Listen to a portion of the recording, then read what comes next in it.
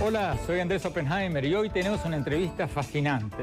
Vamos a hablar desde La Habana, Cuba, con Joanny Sánchez, la bloguera cubana y directora del diario digital 14 y medio, el primer periódico independiente en muchos años que circula, bueno, clandestinamente por ahora, en Cuba. Ya han pasado algunas semanas desde que Cuba y Estados Unidos abrieron sus respectivas embajadas en Washington y en La Habana. Y en estos días se va a dar la primera visita de un secretario de Estado de Estados Unidos a Cuba en más de 50 años. Y la gran pregunta en boca de todo es, bueno, ¿y ahora qué? ¿Va a levantar Estados Unidos lo que queda del embargo comercial de Estados Unidos contra la isla? Y por el otro lado, ¿permitirá el gobierno de Cuba partidos políticos independientes o algún periódico independiente o libre acceso al Internet? Porque hasta ahora hemos visto mucho ruido y pocas nueces. Hemos visto grandes declaraciones de ambos gobiernos anunciando la normalización de las relaciones bilaterales. Hemos visto grandes ceremonias, muchas fotos, grandes titulares. Pero la gran pregunta es si todo esto se va a traducir en cambios concretos. Le vamos a preguntar a Joanny Sánchez en La Habana cómo se está viviendo allí en las calles el acercamiento entre los dos países. Si se vislumbra algún tipo de apertura económica o política y si la normalización de las relaciones entre ambos países después de 5 décadas de tensiones, de hostilidades, va a fortalecer o debilitar al gobierno cubano. Vamos a ver lo que nos dijo Joanny Sánchez y luego lo vamos a comentar con Rick Herrero, director de Cuba Now, un grupo de cabildeo cubano-americano que apoya la normalización de las relaciones entre Estados Unidos y Cuba y quiere que se termine con el embargo estadounidense, y con el embajador Otto Reich, ex jefe del Departamento de Estado para América Latina, que está en contra de la normalización de las relaciones de Estados Unidos tal como se ha llevado a cabo por el presidente Obama y es un asesor en política exterior para el precandidato republicano Jeb Bush. Hemos invitado también a funcionarios cubanos. Les hemos enviado varios emails a la nueva embajada de Cuba en Washington, pero no nos han respondido. Señores funcionarios cubanos, la invitación sigue en pie cuando quieran. Bueno, vamos directamente a la entrevista con la directora del primer diario no gubernamental en Cuba en muchos años, el periódico 14 y medio. Le preguntamos a Joanny Sánchez cómo se vive en Cuba la apertura de la Embajada de Estados Unidos en La Habana. ¿La gente en las calles lo ve como un acontecimiento histórico, es un parteaguas o como un arreglo entre los dos gobiernos que no va a afectar al cubano de la calle? Veamos lo que nos dijo.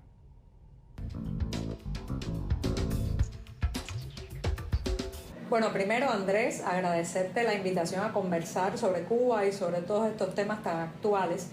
Y debo decirte que si uno recorre las calles cubanas, pues va a encontrar muchos criterios, desde las personas que prácticamente se encogen de hombros y dicen nada va a cambiar porque abran una embajada norteamericana en la isla, hasta aquellos que están poniendo todas sus esperanzas en el momento en que se hice esa bandera de franjas y estrellas en la capital cubana. Creo que en general prima el optimismo y las ilusiones, porque estamos hablando de una población, de un país que durante muchos años, décadas, no ha tenido dónde colocar la esperanza. Y ahora se aferra a un pequeño detalle que incluso viene desde fuera del país para pensar que las cosas van a cambiar. Así que de una mirada rápida, creo que la mayor parte de los cubanos ve con buenos ojos la negociación entre ambos gobiernos y sobre todo cree que va a vivir mejor después de que se concrete y se afiance ese proceso. Algunos miembros de la oposición pacífica dicen que desde que el presidente Obama anunció la normalización de relaciones el 17 de diciembre, la represión gubernamental aumentó, dicen. ¿Cierto o falso? Lo cierto es que ha aumentado mucho el activismo también. Si nos vamos a las estadísticas de la Comisión Cubana de Derechos Humanos y Reconciliación Nacional, las cifras siguen muy altas. Hemos tenido meses muy represivos, como fue el propio mes de diciembre, con todo el performance de la artista Tania Bruguera, una artista cubana que quiso instalar unos micrófonos para que la gente hablara libremente en la Plaza de la Revolución de La Habana y terminó en una gran oleada represiva. Ahora bien, ¿quiere decir eso que hay más represión? es posible que el gobierno tenga más miedo que ahora cualquier tipo de activismo pues ponga en peligro la negociación. Pero también es cierto que los opositores y los disidentes nos estamos atreviendo mucho más. Así que yo equilibraría esa frase diciendo, es cierto que golpean más duro, es cierto que reprimen más, es cierto que acosan más, pero también es cierto que tratamos de comportarnos más libremente todos, ¿no? Pero, Joanny Sánchez, ¿se respira una cierta apertura en Cuba desde el 17 de diciembre? Tú, por ejemplo, como periodista independiente, ¿puedes ir a las conferencias del gobierno y hacer preguntas? ¿Puedes trabajar más o menos normalmente? No, la verdad es que no. Y de manera concluyente puedo decirte que no comemos mejor después del 17 de diciembre, no tenemos más dinero en el bolsillo ni más libertades en las calles, eso te lo puedo asegurar. Nuestro periódico digital 14 y medio, del cual soy directora, sigue bloqueado en los servidores cubanos, no se puede leer dentro de Cuba, los periodistas independientes siguen siendo acosados, los opositores pues también reprimidos, a veces sufren arrestos domiciliarios, detenciones en plena vía pública, de manera que no se ha flexibilizado ni un centímetro la cuestión política. Pero yo presiento que la gente percibe de que algo puede empezar a cambiar y por eso también estamos mucho más envalentonados, ¿no? Bueno, esa era mi pregunta, Joanny. ¿Va a cambiar algo una embajada de Estados Unidos en Cuba, considerando que siempre hubo una representación diplomática que antes se llamaba sección de intereses de Estados Unidos? ¿Va a cambiar algo? Sí y no. ¿Por qué no? Bueno, porque evidentemente la Casa Blanca y un gobierno extranjero no va a poder venir a solucionar y a liberar un país que sus propios ciudadanos no han podido liberarlo. O sea, evidentemente eso no nos va a traer ni más derechos, no nos va a traer más libertades y no nos va a traer más garantías como ciudadanos. Pero sí, ¿por qué digo que sí? Porque eso destruye el discurso de la confrontación, echa por el piso la vieja dinámica, la vieja controversia del gran Goliat del norte contra el pequeño David que era la isla, y deja en evidencia algo muy brutal y algo que debe quedar en papel protagónico en primer plano, que es la verdadera contradicción que sufre este país, que es la contradicción entre el gobierno cubano y su propio pueblo, ¿no? ¿La situación económica para el cubano de la calle está mejorando o no? No, rotundamente no. La vida está subiendo, los salarios cada vez son más simbólicos y más ridículos. Comprar una libra de cebollas en Cuba cuesta prácticamente una jornada laboral. Ya si vas a comprar 1 kilogramo tienes que trabajar 2 días para poder adquirirlo. De manera que hay que ser mago, hacer muchas maromas y sobre todo sumergirse en la ilegalidad cada día para poder poner un plato de comida en la mesa. Eso no se ha solucionado. No lo han solucionado ni los discursos de Obama ni los discursos de Raúl Castro. La vida es dura, se va agravando la situación, la inflación crece y sobre todo los cubanos más jóvenes sienten que no hay una oportunidad económica ni profesional para echar raíces en esta tierra. Tú dices que el salario se ha vuelto algo simbólico, pero ¿tienes algún dato concreto que puedas compartir con nosotros para ponerlo en contexto? ¿Cuánto gana un cubano promedio? ¿Y qué puede comprar con eso? Sí, estamos muy al tanto de esos datos porque nuestro diario 14 y medio justamente trata de presentar el día a día, cuánto cuesta para un bolsillo promedio. Estamos hablando de que un profesional cubano gana alrededor de unos $20 al mes. Y con esos $20, nada más que para ejemplificarte con algo concreto, 1 litro de aceite para cocinar, ni siquiera un aceite de alta calidad, sino un aceite de soya o girasol, cuesta alrededor de $2.50. Entonces, ¿qué puede hacer realmente un profesional que necesita $2.50 de 20 que gana al mes? ¿Qué puede hacer con su salario? La carne de cerdo, que es uno de esos indicadores de la vida cotidiana, por ejemplo, está también alrededor de $2 la libra de carne de cerdo sin hueso. Entonces, estamos hablando de que ese profesional en un día, en el mercado, en una bolsa, donde no hay muchas cosas, puede terminar gastando todo su salario del mes.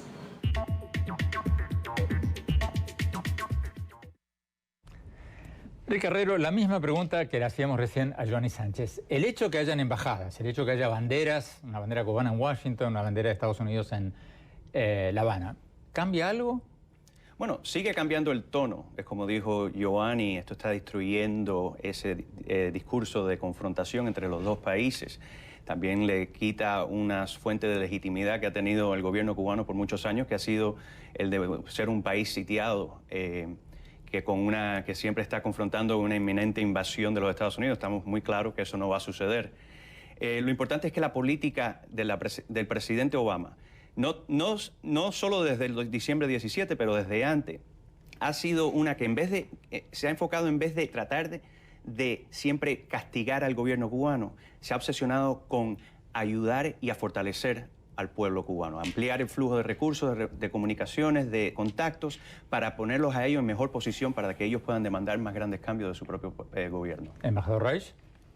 El hecho de que hayan embajadas, por supuesto, no significa mucho porque tenemos embajadas en países con los cuales no tenemos buenas relaciones.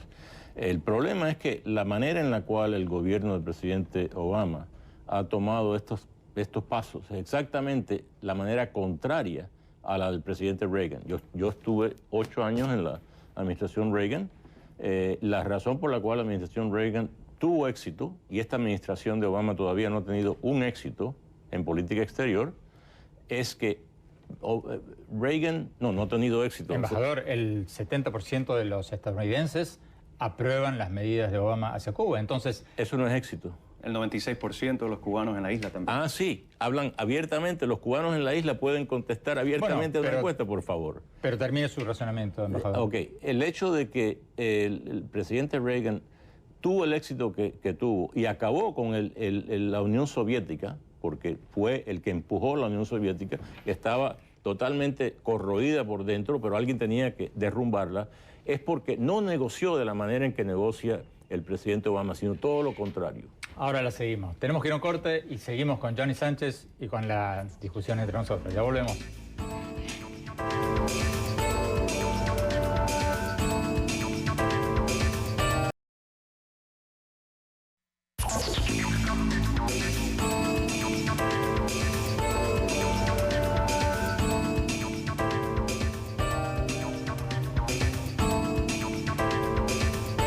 Muchas gracias por seguir con nosotros en este programa sobre la apertura de las embajadas de Estados Unidos en La Habana y de Cuba en Washington. Seguimos con la entrevista que le hicimos a Giovanni Sánchez, la directora del primer diario independiente, no gubernamental en Cuba en muchos años, que circula clandestinamente. Ella nos va a contar ahora cómo circula. Quisiera reiterar que hemos invitado también a funcionarios de la Embajada Cubana, les hemos enviado varios emails, pero no nos han respondido. Bueno, sigamos con la entrevista con Giovanni Sánchez. Veamos.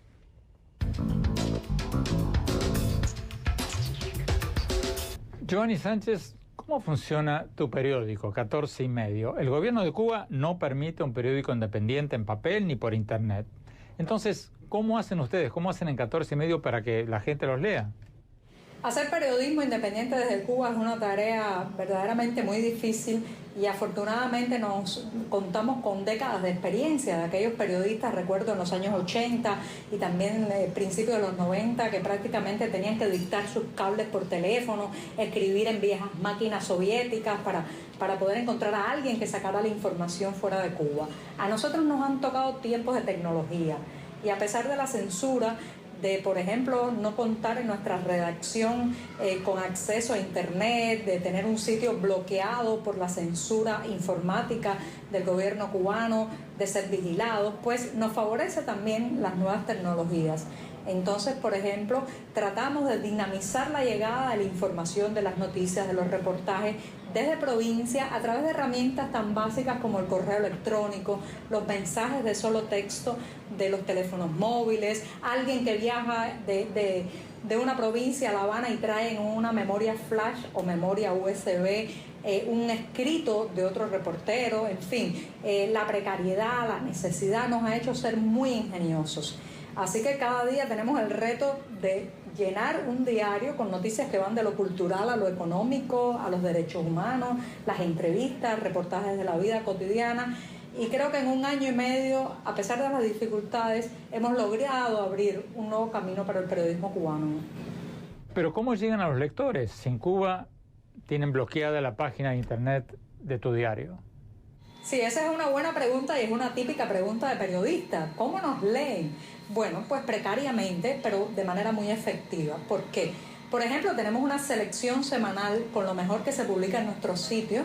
Es una selección en PDF que lo mismo se puede leer desde la pantalla de una computadora, que un televisor o un tablet, un teléfono inteligente. Entonces reproducimos esa versión en PDF a través de memorias flash o memorias USB, las pasamos de mano en mano y aprovechamos las propias redes ilegales y alternativas que ellas sirven para transmisión de audiovisuales.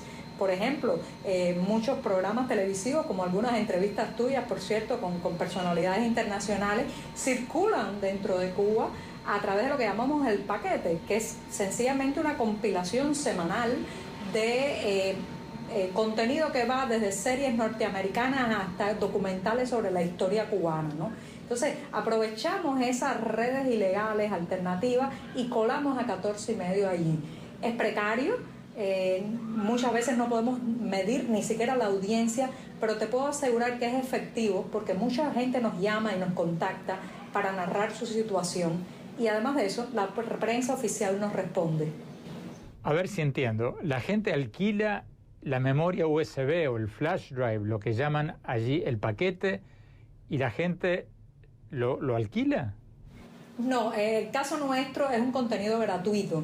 Lo que aprovechamos es esa misma circulación, ese mismo flujo del paquete, que sí es un contenido de pago comercializado en el mercado ilegal, absolutamente ilegal cubano, y muy atacado también por los funcionarios del gobierno, el paquete. Aprovechamos ese caudal de información que se mueve para colar 14 y medio. También tenemos versiones para correo electrónico, para gente que trabaja en una institución oficial y no puede acceder a la web, pero tiene cada día un contenido en solo texto que le llega a su buzón de correo. Así que estamos trabajando para todos los públicos, aunque nuestro objetivo final es llegar a un cubano dentro de la isla que pueda acceder a internet sin censura. Ese es el sueño, ¿no?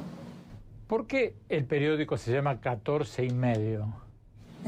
Bueno, porque estoy aquí justamente en el piso 14 de un edificio modelo yugoslavo, de esos edificios de la era soviética que quedaron en La Habana. Y bueno, pues nos gusta conjugar el lugar que tenemos, por todo lo que significa para mi generación y para los cubanos, con la palabra medio, que bueno, sabemos también que ese es un sinónimo de periódico, diario, medio de prensa. Así que así ha nacido 14 y medio como un poco más del reto de ir más allá del 14, ¿no? Tu periódico 14 y medio entrevista a menudo a los líderes de la oposición pacífica de Cuba. ¿Cómo describirías la situación de la oposición pacífica cubana? Porque al no tener acceso a los medios oficiales, que son todos, ¿la gente los conoce? ¿La gente sabe quiénes son? ¿Cómo se llaman? Saben la gente en Cuba más de lo que crees. Y esos líderes son a veces incluso más conocidos de lo que el gobierno quiere reconocer. ¿Por qué? Bueno, por estos mismos fenómenos de transmisión de la información underground, ilegal, que ha permitido, sobre todo en el último lustro, en los últimos 5 años, que muchos de esos rostros, estoy pensando en personas como José Daniel Ferrer en el oriente del país, Dagoberto Valdés, que es un líder cívico de Pinar del Río, una persona como el propio Lizardo Sánchez, que se dedica a compilar violaciones de derechos humanos, Eliezer Ávila, un joven muy inquieto, Manuel Cuesta Morúa, socialdemócrata. Todos esos rostros han podido ser conocidos por la sociedad cubana actual gracias a la llegada del paquete, las antenas parabólicas ilegales, las copias de información o de entrevistas que se transmiten de mano en mano. Entonces pienso que sí. Ahora, ¿qué falta para que esas personas puedan llegar a la gran mayoría de los cubanos? Bueno, falta que termine el monopolio absoluto sobre los medios de prensa y de distribución de información que tiene el gobierno. En Cuba vivimos bajo un monopolio privado que pertenece, de la prensa, que pertenece a los gobernantes, a las autoridades. La prensa en Cuba es privada, pero privada de un partido. Entonces, cuando ese partido abre una rendija y yo puedo encender la televisión y ver a esas personas explicando su programática, allí sí podremos decir quiénes los conocen y quiénes no. Mientras tanto, están en mucha desventaja precisamente por el control sobre los medios, ¿no? Giovanni Sánchez, volvamos un poco a la política. Los críticos del presidente Obama dicen que este acuerdo lo único que va a hacer es perpetuar una dictadura en Cuba, dicen ellos. Pero quienes apoyan al presidente Obama dicen que la normalización de relaciones le va a quitar al gobierno cubano el pretexto de que el atraso del país se debe al imperialismo yanqui y todo eso, y que va a conducir a una gradual apertura económica y quizás hasta política en Cuba. ¿Cuál de las dos partes tiene razón? Es difícil saber ahora porque a veces la historia no se guía por fórmulas preconcebidas. Lo que sí sabemos es que la política anterior no funcionó. La política del cierre, de la limitación, de aislar, de confrontar constantemente, era un caldo de cultivo en que el castrismo se desarrollaba muy bien. Iba por el mundo de víctimas, se presentaba ante los organismos internacionales como pobrecitos nosotros, lo que no hemos podido lograr, ¿no? Entonces creo que en primer lugar hay que darle una oportunidad a la nueva política. Todavía es muy pronto para decir que fracasó o que no va a funcionar. Pero por otro lado, poner las cosas en su justo lugar. No va a ser el inquilino de la Casa Blanca el que le devuelva la libertad a Cuba. O sea, si estamos esperando que por arte de magia y por abrir embajadas, estrecharse la mano y hacerse una foto juntos, el canciller cubano y John Kerry, ya Cuba va a ser un país democrático, vamos a terminar realmente muy frustrados, ¿no? Así que yo llamaría a la cordura, pero sobre todo decir que del 17 de diciembre para acá el gobierno cubano ha visto poner en jaque todo su discurso, toda su demagogia antiimperialista, y ahora le cuesta mucho trabajo explicarle a los ciudadanos dentro de la isla por qué estamos como estamos. El gobierno de Cuba ha acusado a los opositores y a periodistas críticos como tú de ser mercenarios de Estados Unidos, títeres del imperio. ¿Tú crees que eso va a seguir o que va a haber un cambio en el lenguaje oficial ahora con esta normalización, aunque sea un cambio cosmético? Es curioso porque el gobierno continúa en ese tipo de discurso, atacando a su oposición, a sus disidentes, acusándolos de ser mercenarios al servicio o asalariados del país del norte, y sin embargo el oficialismo cubano se está dando la mano con el oficialismo de ese país. Entonces queda un poco contradictorio, y lo que deja en evidencia es que son capaces de sentarse a conversar con el archienemigo, con el tío Sam, con el objeto de todas sus críticas, y sin embargo no son capaces de sentarse a conversar con ciudadanos cubanos nacidos en esta tierra, que hablan la misma lengua que ellos, que tienen la misma cultura, que tienen los mismos objetivos en el sentido de que tener un país próspero, un país funcional, un país donde quepan todos los cubanos, y no son capaces de sentarse a conversar. Seguirán gritando, seguirán tratando de excluirnos, pero quedarán cada vez más en ridículo por esa actitud, ¿no? Giovanni Sánchez, los organismos defensores de los derechos humanos dicen que la represión en Cuba sigue. Incluso, en algunos sentidos, hasta está empeorando, dicen. Pero por otro lado, también es cierto que hay más libertad para gente como tú, para que puedan viajar al exterior, por ejemplo. El gobierno les está dando más permisos que antes. ¿Cierto o falso? Fue una conquista largamente deseada, por la que mucha gente sufrió el encierro insular. Yo misma, pues, en 20 ocasiones me fue negado el permiso para viajar fuera de la isla, de manera que creo que generaciones de cubanos, pues, presionamos para que finalmente, en enero del año 2013, se hiciera una reforma migratoria que permitió la entrada y salida del país con un cierto grado de flexibilidad mayor, no absoluto. Estamos hablando, por ejemplo, que todavía el exilio cubano, la emigración cubana tiene muchas restricciones para entrar a su propio país, para radicarse otra vez de vuelta en el territorio nacional. Y sobre todo hay muchas personas de la disidencia, especialmente aquellos que cumplieron condena con la llamada Primavera Negra del 2003, cuando 75 opositores fueron detenidos y condenados a altas penas de cárcel. Todavía los excarcelados de la Primavera Negra no pueden salir del país. Así que sí, hubo una reforma migratoria, creo que el gobierno trató de lavarse el rostro, le ha salido caro, porque ¿qué ha permitido el poder viajar? Ha permitido que nuestras voces, las voces del sector crítico y del sector disidente, se escuchen en esos escenarios donde antes solamente se escuchaba el oficialismo, ¿no?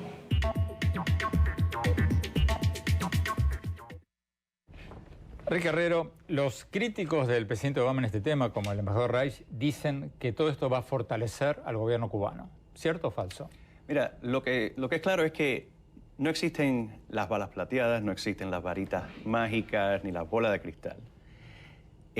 Sí sabemos, como dijo Giovanni, que lo que estuvimos tratando por 50 años, que era tratar de aislar al gobierno de Cuba, y especialmente en los últimos 20, que era imponerle una serie de condiciones para que ellos mismos cambien todo antes de nosotros dirigirles la palabra, no funciona. Ha sido completamente contraproducente. Esto es una manera para nosotros tratar de tener mayor influencia dentro del país y al mismo tiempo fortalecer al pueblo cubano. El cambio tiene que venir de dentro, lo tiene que querer el pueblo. Y la única manera que eso puede lograrse es con ellos teniendo los recursos para poder ellos demandar ese cambio.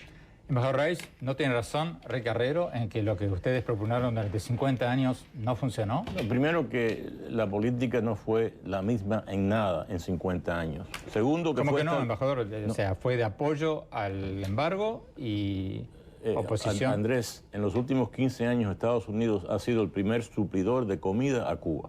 ¿Tú no quieres decir que esa política es la misma de los años 60, 70, 80? O sea, la política ha evolucionado enormemente. Las presiones que puso el gobierno de Estados Unidos fue lo que obligó al gobierno de Cuba, por ejemplo, a permitir que Giovanni Sánchez y otros pudieran salir por primera vez de su isla y regresar a la isla, porque sacarlos lo hacían cuando querían, expulsarlos, lo que no dejaban que regresaran a la isla los disidentes. Eso no lo hicieron por su buen corazón, lo hicieron por razones de presiones de Estados Unidos y de otros países de Europa, que ahora todos se han olvidado de los disidentes, porque nadie los visita ya, todos van a ver a los opresores y no a los oprimidos. Y esa es la gran diferencia entre la política de un Obama y de un Reagan. Por ejemplo, Reagan se asoció con los oprimidos en la Unión Soviética y por eso fue que la política funcionó, mientras que Obama se está asociando y negociando con los opresores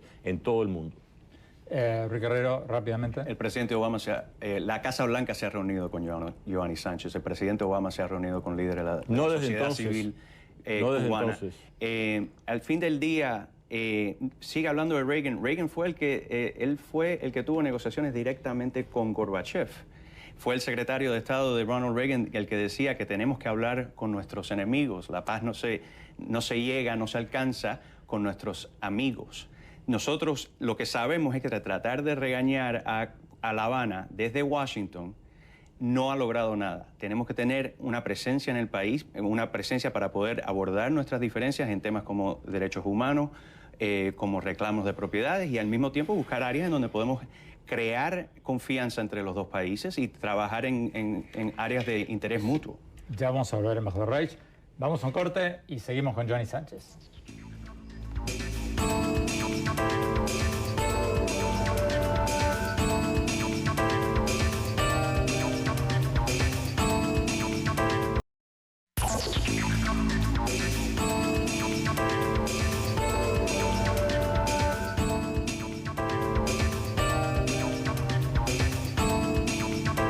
Gracias por seguir con nosotros en este programa sobre la normalización de relaciones entre Estados Unidos y Cuba. Esta entrevista de Giovanni Sánchez, la directora del primer diario independiente de muchos años en Cuba, que circula de manera no autorizada en la isla a través de tarjetas de memoria digital.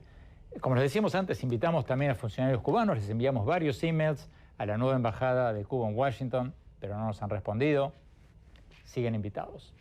Bueno, sigamos con la entrevista con Giovanni Sánchez.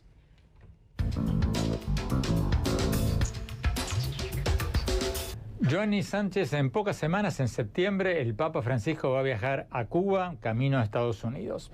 A juzgar por su discurso en Bolivia, donde condenó severamente el capitalismo. ¿Tú crees que el mensaje del Papa va a apuntalar al gobierno cubano o a la oposición? El gobierno cubano tratará de sacar rédito de la visita, claro está, de Francisco, ¿no? Sin embargo, considero que es un hombre bastante inteligente como para dejarse atrapar en las redes exclusivamente del oficialismo. Ya hay pedidos desde la sociedad civil para entrevistarse, tener un contacto con el Papa, por ejemplo, de parte de las Damas de Blanco, también de parte de un grupo de opositores que conforman una entidad, una coalición muy interesante que se llama Espacio Abierto, que han pedido encontrarse con él, contarle esa Cuba que el oficialismo nunca le va a narrar. Creo en su inteligencia, la visita lo demostrará, pero también desde mi escepticismo de periodista, yo creo que el periodista siempre está para cuestionárselo todo, tampoco creo que sea la visita de Kerry ni de Francisco la que den el punto de inflexión, ¿no?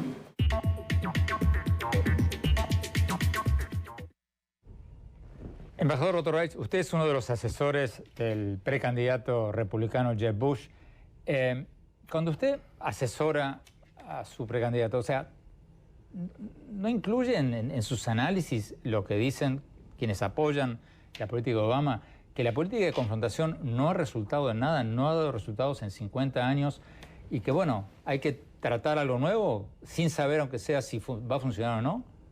Siempre se trata algo nuevo, pero tiene que estar basado en la experiencia, en lo que ha funcionado y lo que no ha funcionado. Las ideas del presidente Obama,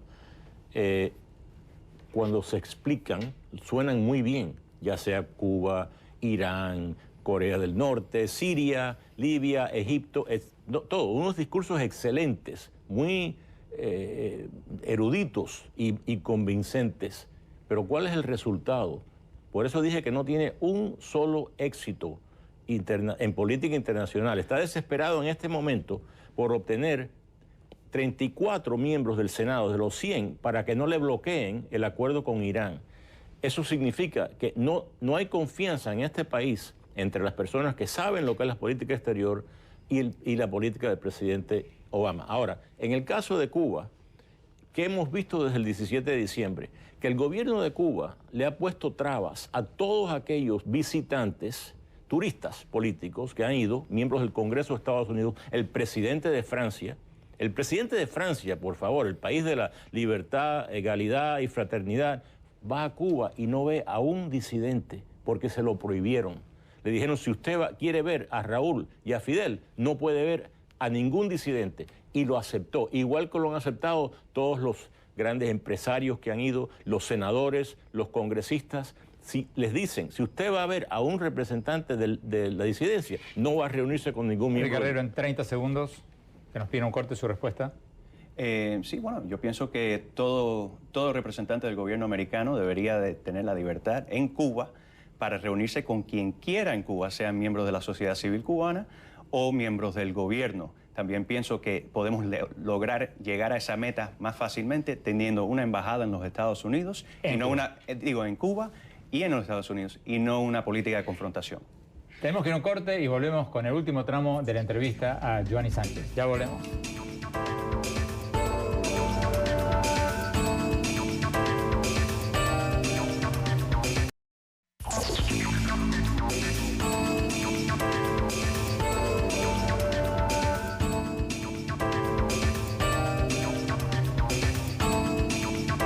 Gracias por seguir con nosotros. Seguimos con la entrevista con Joanny Sánchez, la directora del diario en Cuba, del diario independiente no autorizado 14 y medio. Sigamos con la entrevista.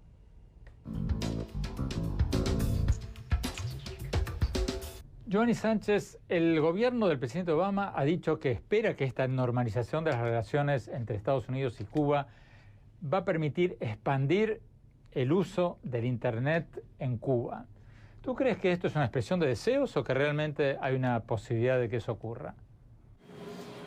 Sí, quizás por esas declaraciones tan firmes que ha hecho el gobierno de Barack Obama sobre el deseo de proveer y ayudar a los cubanos a convertirse en internautas y a navegar por la gran telaraña mundial, quizás eso ha funcionado como presión y finalmente el gobierno cubano ha abierto, después de años de demanda y de exigencia por parte de la población, ha abierto 35 puntos de zona wifi de conexión inalámbrica para navegar por internet a lo largo del territorio nacional.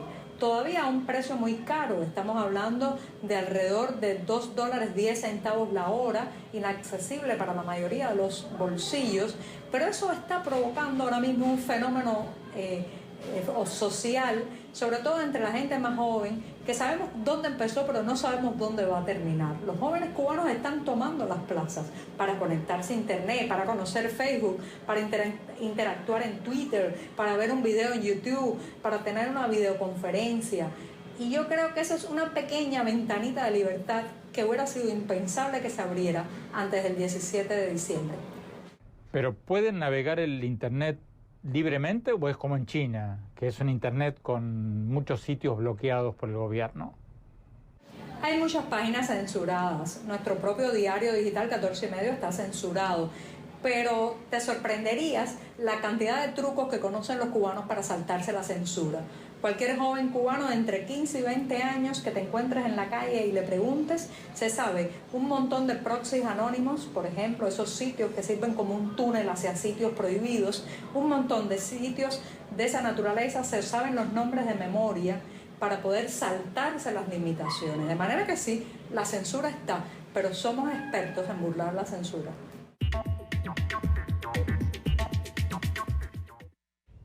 Enrique Herrero, tú has estado en Cuba hace poco. ¿Hay esas ventanitas de libertad a las que se refiere Giovanni Sánchez?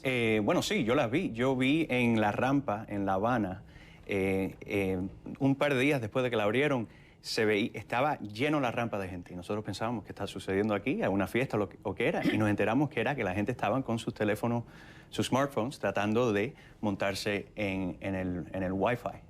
Estamos viendo, como ella dijo también al principio de la entrevista, el nivel de activismo que estamos viendo dentro de Cuba es mucho más alto de lo que hemos visto en los previos 50 años.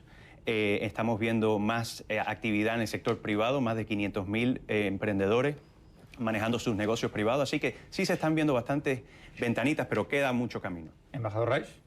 Lo que está ocurriendo en Cuba es que los hermanos Castro están preparando están en el medio de la transición a darle el poder a sus hijos y nietos. Como tú sabes bien, el yerno de Raúl Castro, el general López Calleja, está a cargo del 75% de la economía de Cuba. El hijo de Raúl Castro creo que es el número 3 en el Ministerio del Interior. Van a manejar la economía y la represión, las dos columnas que mantienen a ese Estado terrorista y opresor en Cuba. Eso es lo que ha ayudado el presidente Obama con su iniciativa. Tenemos que ir a un corte y cuando hablamos, mis conclusiones sobre todo lo que hablamos, reiteramos una vez más, invitamos a Cuba, invitamos a funcionarios cubanos, no nos han respondido, están invitados a venir cuando quieran. Vamos a un corte y ya volvemos con mis conclusiones.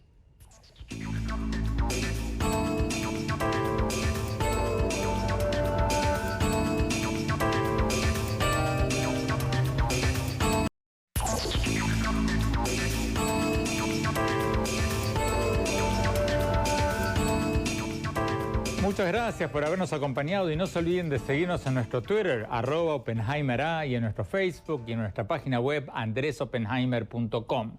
Ahí pueden ver mi comentario final del programa en que entrevistamos al astro del Real Madrid, a Cristiano Ronaldo. Esa entrevista en que él se enojó por una pregunta que le hicimos y se levantó de la silla. Ahí les contamos los entretelones de la entrevista y sobre cómo le habíamos dicho varias veces a su representante, no una, varias veces a su representante, que hablaríamos sobre la FIFA, sobre el escándalo de corrupción de la FIFA y sobre el Mundial de Qatar. Lo pueden ver en nuestro sitio web andresoppenheimer.com. Bueno, mi opinión sobre el programa de hoy. Estoy de acuerdo con Giovanni Sánchez en que van a pasar varios años antes de que sepamos si esta normalización de las relaciones con Cuba va a ayudar a impulsar una transición democrática en la isla o no. Porque hay argumentos para pensar las dos cosas. Por un lado, es cierto que Cuba sigue siendo un sistema de partido único, donde no se permite ningún partido político que no sea el Partido Comunista, donde no hay elecciones libres, donde no se permite ningún periódico o canal de radio o televisión independiente, y donde la gente que no está de acuerdo con el gobierno ni siquiera puede ser entrevistada o es entrevistada por los medios de difusión. Pero también es cierto, lo que nos contaba Giovanni Sánchez, que el gobierno está permitiendo a más gente salir de la isla, que viaje fuera de la isla, y aunque el acceso al Internet es mínimo y muchos sitios están bloqueados por la censura oficial, hay cada vez más jóvenes cubanos que se las rebuscan como para poder leer los sitios censurados o poder ver series de televisión extranjera. Hay espacios que se están creando. Nos hubiera encantado tener en el programa a un funcionario cubano para que contestara alguna de las preguntas que dejó en el aire Joanny Sánchez, la directora del diario clandestino 14 y medio. Como les decíamos durante el programa, invitamos a la embajada cubana en Washington a participar en este programa, pero no nos respondieron. No pudieron o no quisieron venir. Ojalá lo hagan en el futuro, porque hay muchas preguntas que quedaron flotando que nos encantaría que nos contestara algún funcionario oficial de Cuba. Entre otras, si la normalización de relaciones va a conducir a más libertades esenciales en la isla. Porque si Estados Unidos ya no es el país imperialista que quería invadir la isla y el presidente Obama es un hombre honesto, como ha dicho el presidente de Cuba, el general Raúl Castro, entonces, según la lógica del propio gobierno cubano, no tendría sentido seguir manteniendo medidas que el gobierno decía eran imprescindibles para defender a la isla de una supuesta invasión extranjera. Y otra pregunta que planteó Joanny Sánchez, claro, es la de siempre. Si el gobierno cubano tiene tanto respaldo popular como dice tener, si representa al pueblo, ¿por qué no permitir un periódico independiente, como 14 y medio, o un programa de televisión independiente? Ni que hablar de elecciones libres. Bueno, los funcionarios cubanos están invitados cuando quieran a venir y responder estas y otras preguntas y a darnos sus puntos de vista. Ojalá lo hagan. Ojalá que la normalización de las relaciones entre Estados Unidos y Cuba permita, por lo menos, un mayor intercambio de ideas entre gente que puede tener diferentes puntos de vista, pero que son todos cubanos. Gracias por acompañarnos. Hasta la semana próxima.